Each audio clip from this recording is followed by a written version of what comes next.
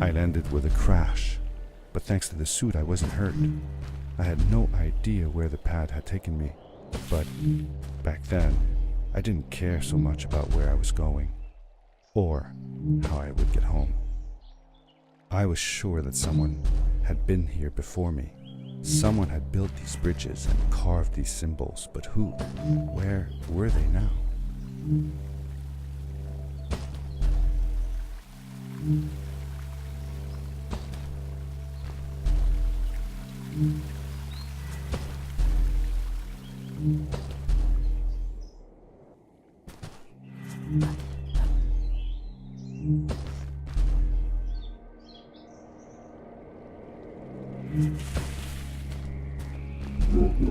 The power core I found activated the suit's grappling device when I picked it up. It must have been left here by my uncle. The grappling device left a sort of symbol everywhere I grappled. I noticed similar symbols already there in the cave, and I was getting more and more certain that this place was where Fred had gone.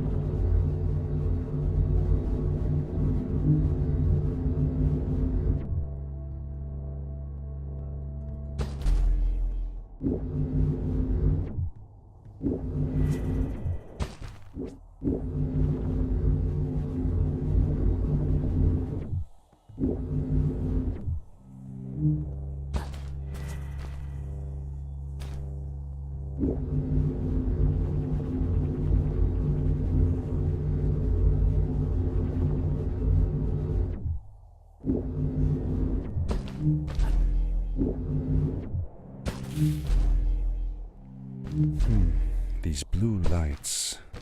Did Fred put them here? Or was somebody else here as well?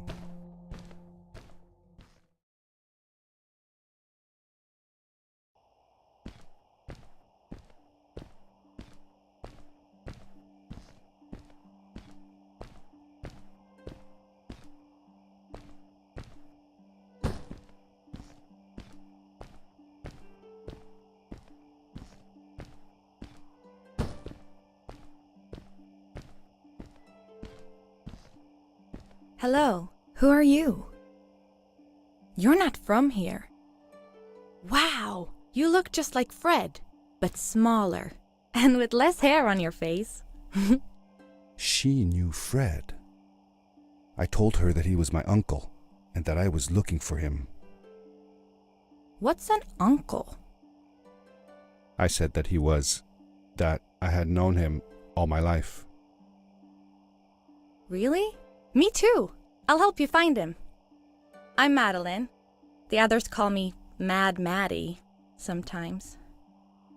I don't know why really, but you can call me Maddie.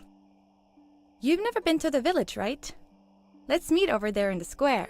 I'll show you around. I bet you can get there easily with your suit thing. So, I'll see you there. I couldn't believe it. An underground village inhabited by frog people, or more like salamanders. Either way, they walked like humans, they talked like humans. How was that possible?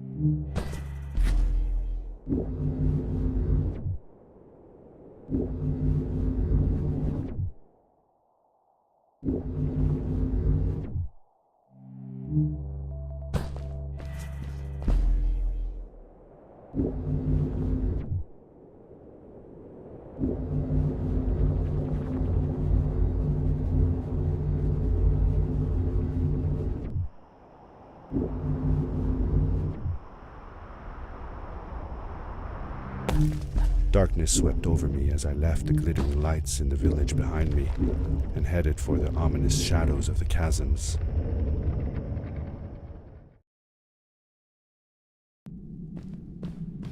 As I entered the chasms, it struck me how much darker it was in there. The shadows were black as ink, and although I tried not to be afraid, I couldn't help but shiver. Was it the darkness that frightened the villagers as well? Or was it something else?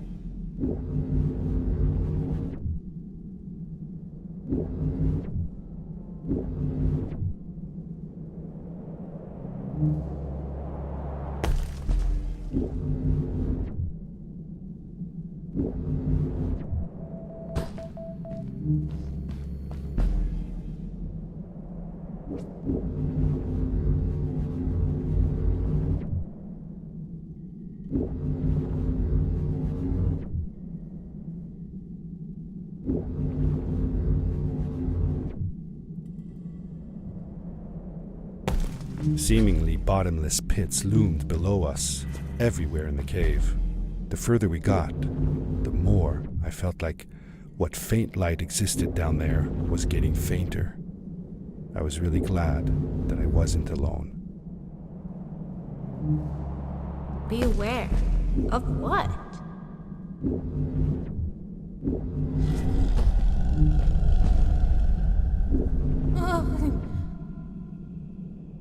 What was that? I had never heard a creature sounding as terrifying, and I imagined it wouldn't be happy about visitors.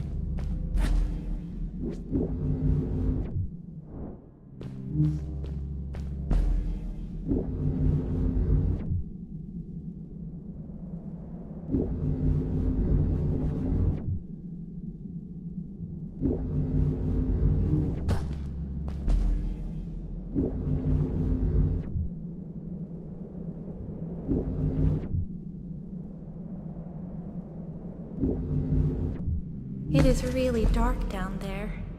You're not scared, are you? 'Cause I'm not.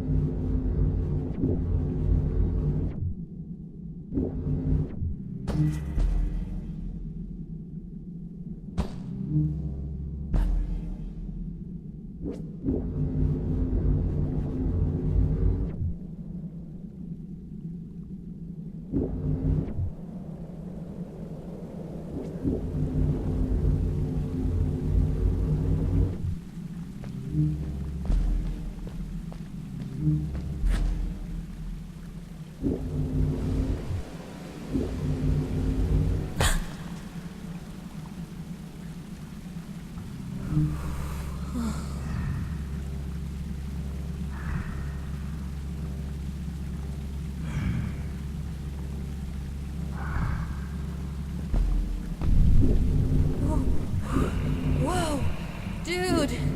I think I figured out what that writing was going on about. Maybe we shouldn't charge right out in front of that thing. Remember what it said. Don't move when the eye is open. Yes, we did it! You're awesome. I knew you had it in you. That was close. We had made it through, and I felt like nothing could stand in our way of finding Fred.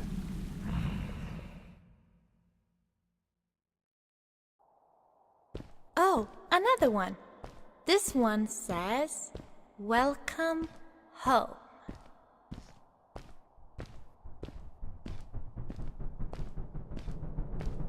Whoa! This is it! This is where the Strays built their village. And what a beautiful place they chose. Just look at the sky. It is so big.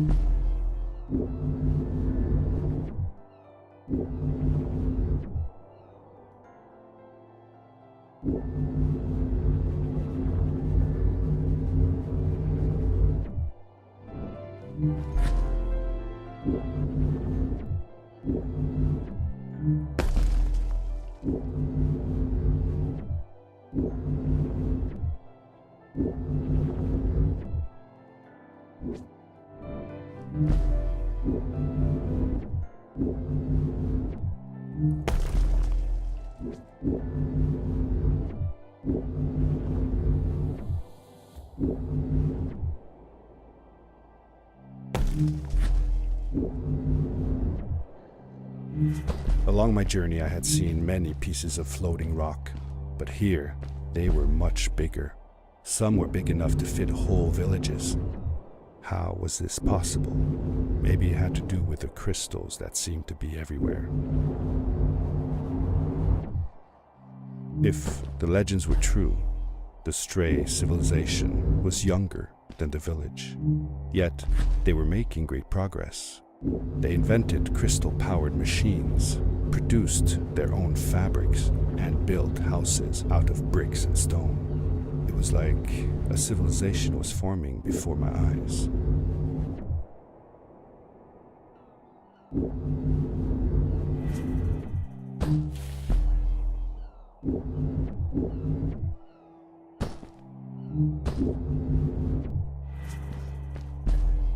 Hey,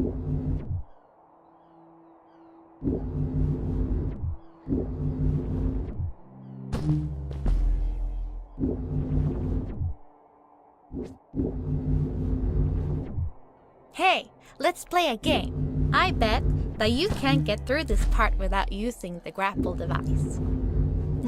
Told you you couldn't do it.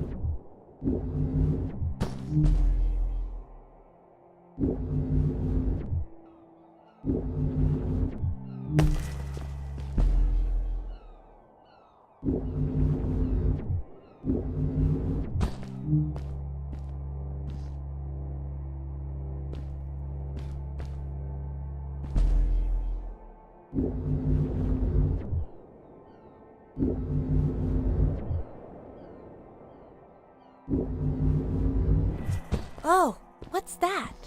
The boots! Look! Couldn't you wear those? With this addition, the suit felt at least 20% cooler. Sweet! Now you gotta try them out. Whee! This is awesome! It was awesome. I don't know how to describe the feeling of bursting through the air like a bullet, so fast that my eyes watered and my belly was full of butterflies, never fully in control, but still feeling like the coolest kid in the universe. I guess I just described it, didn't I?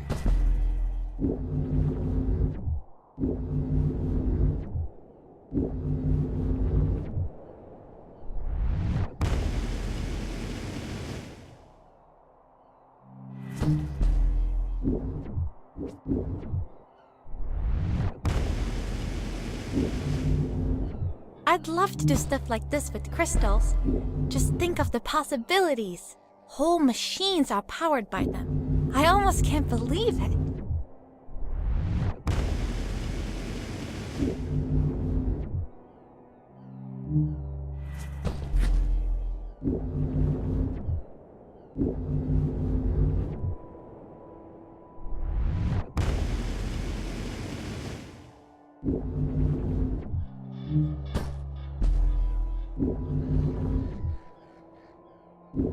A great, icy mountain loomed before me, and I felt a chill run down my spine.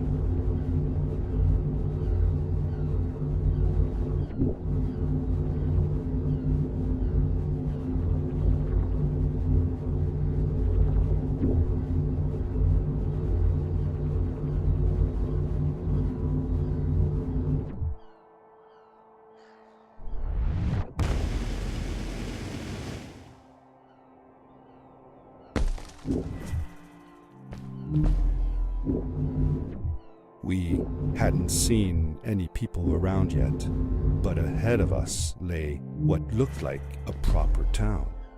The strays from Maddie's stories.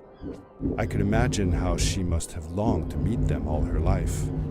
And now, here they were.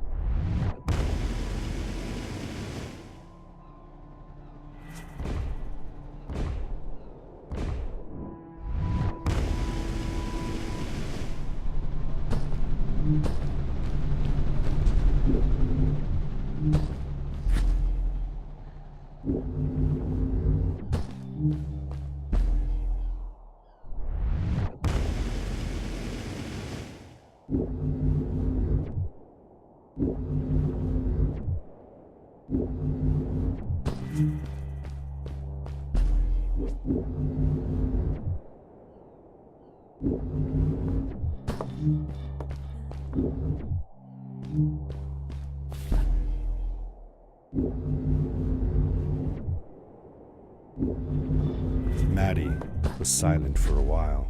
It seemed like she was thinking hard on something.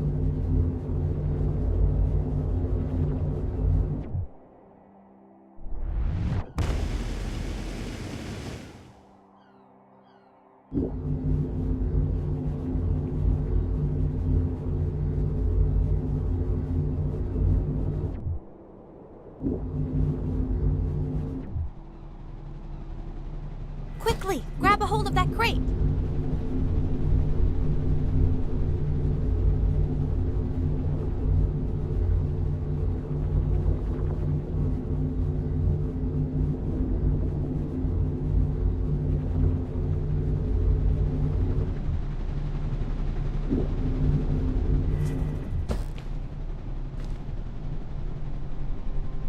Good day. Here's a boat to Ice Cave. Though I'd take the other one if I were you. That one goes back to the outpost. Wait a minute. I was thinking. I don't know if I should go with you. I mean, I want to, but I also want to, well, stay here. Maybe it's strange, but I just feel like these people liked me and accepted me for who I am. Kinda like you. I want to be with you too, and help you find Fred. I don't know what I want the most. I told Madeline that I would accept whatever choice she made. I just never thought about it until now that maybe it wasn't Fred I was looking for when I came with you. Maybe I was just looking for a way out. Somewhere to be free. And I know that if anyone can find Fred, it's you. If you meet him, when you meet him, tell him to come see me, okay? I promised. Thank you. I'm glad I met you. And it won't be the same without you around. Goodbye, friend. I said goodbye to Maddie, and I had a feeling that this was the last time I'd see her. But even in this sad moment, I was happy for her. She had found a place where she belonged.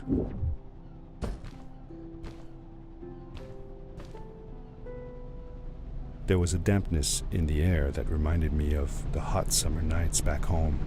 But as the sun was setting, I could feel the chill creeping up on me, and the path we were traveling on seemed to lead us into a second ice age.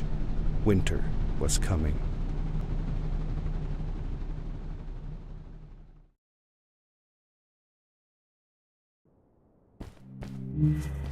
Into the caves again, and now it was just me, alone in these cold, barren halls of ice. But Fred had been here, and now I could feel it. I was getting close. Something wasn't right. The grapple device's energy beam was somehow reflected off of the ice, and I couldn't get a grip. I had to look for areas where the ice was not so thick. This was going to be a challenge.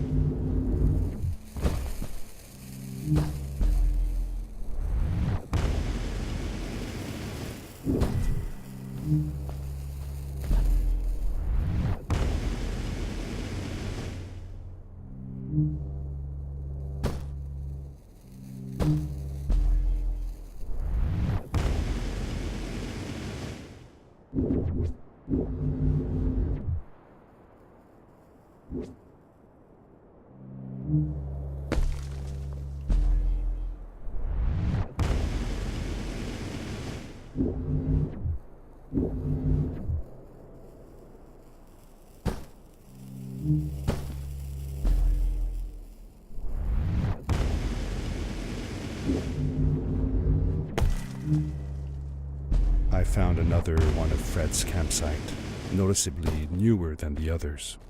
The fire was still smoldering, and I could faintly pick up the smell of the aftershave he always used.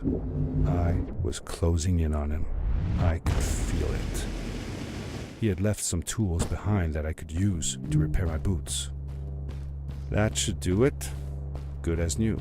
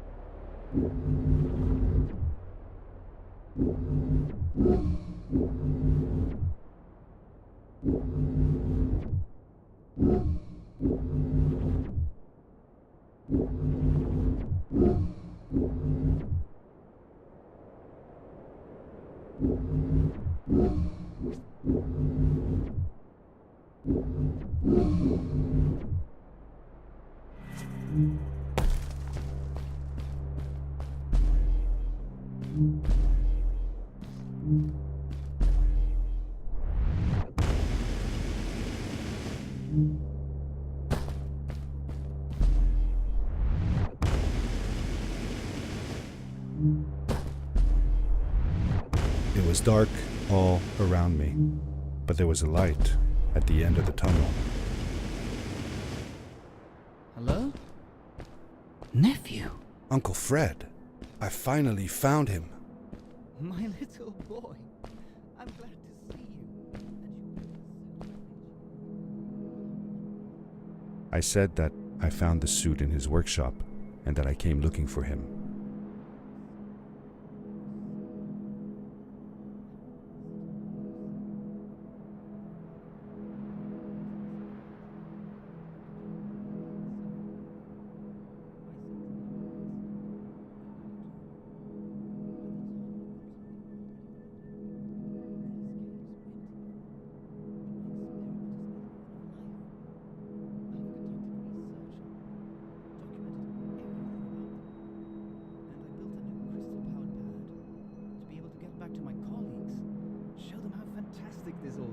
I interrupted Fred and told him about Maddie, how we came all the way to Starhaven together, and that I had promised to ask him if he would go see her there. Madeline. My little Maddie. I should have taken her to see Starhaven long ago. She was always so curious about the strays. When I left her, I wanted to protect her. Or rather, protect myself from losing her. I've changed my mind. I'm not going home. What does research or praise matter when I can be here with these creatures? They need me. And it's just as well. I don't trust this pad for more than one ride anyway. You need that ride. I didn't want to go home, and I asked if I could stay with him and Maddie instead. I'm sorry, nephew. As much as I enjoy having you here, you must go home. Explore the world on your own. Have your own adventures. I reluctantly agreed to go home. I was going to miss my uncle. I will miss you too.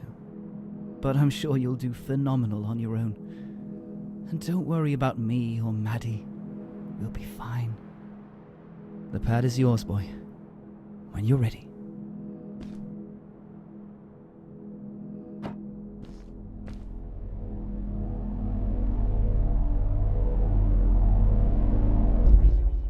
Take care, son!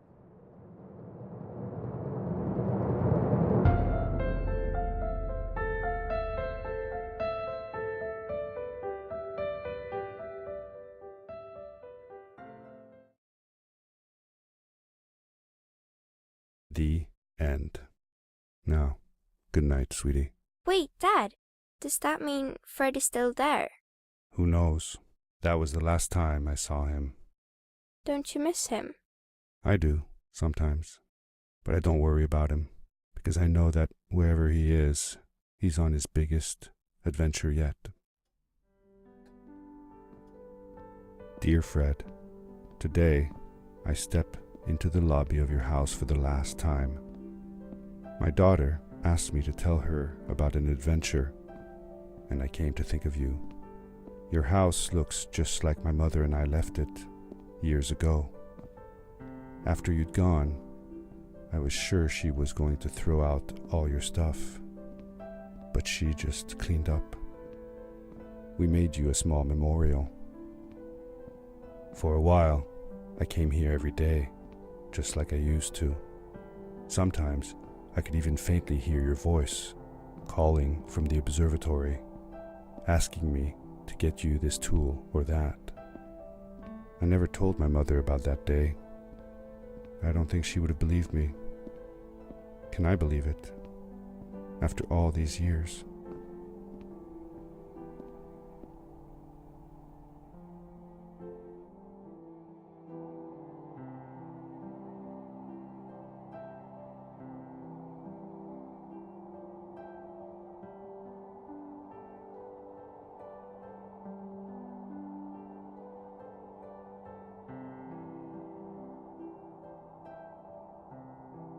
Uncle Fred, thanks to you, I have found an even greater adventure. Thank you. Love, your nephew.